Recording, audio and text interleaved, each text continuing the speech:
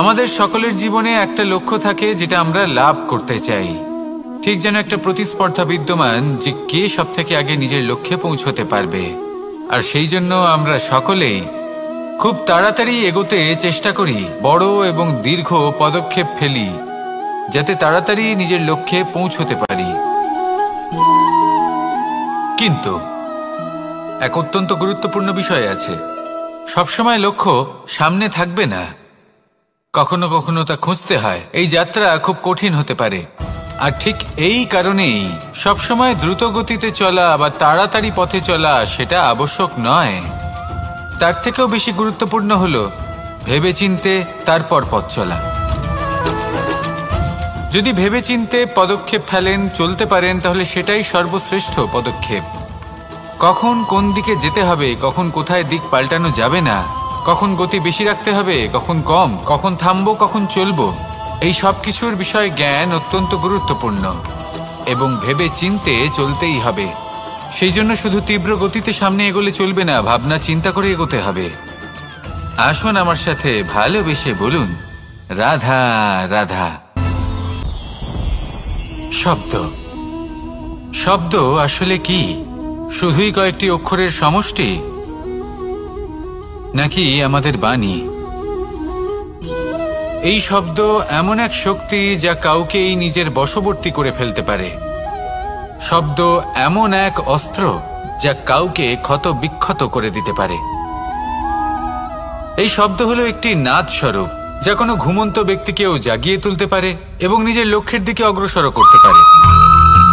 শব্দে এত শক্তি আছে যে কারোর মনে এতটা আঘাত দিতে পারে যে সে হয়তো জীবনে আর কখনো এগোতেই পারল না। তাহলে এই শব্দের প্রয়োগ খুব ভেবে চিন্তে করবেন। এবং এই শব্দের মতোই হলো নীরবতা। অনেক সময় এই নীরবতা আমাদের সহায়ক হয়ে ওঠে। অনেক সময় এটা আমাদের অনুশোচনাকে অনেক বেশি বাড়িয়ে তুলতে পারে।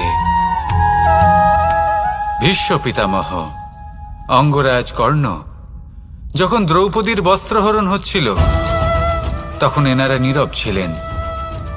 দুর্যোধনের বিরোধিতা করেননি, ওকে বাধা দেননি। আর তারপর কি হলো সেটা আপনারা সকলে জানেন।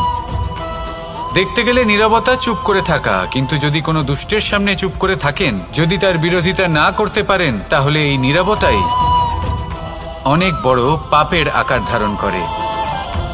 মনে রাখবেন আর আমার সাথে ভালোবেসে বলবেন, রাধা রাধা। আভূষণ।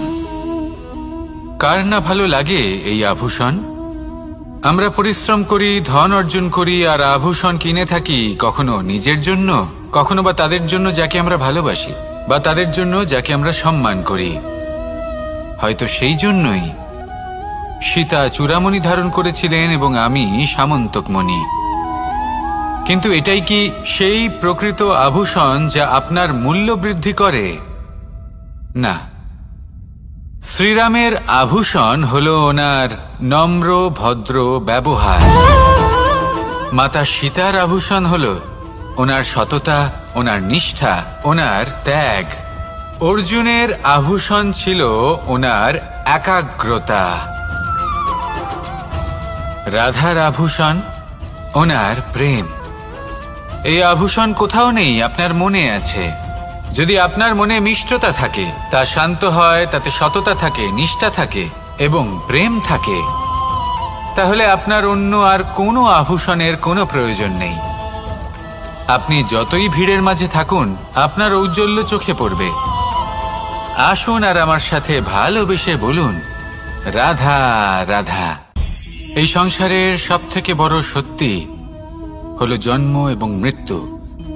কিন্তু আরো বড় একটা সত্য আছে, মিত্র এবং শত্রু, যা আমাদের সকলের জীবনে থাকে।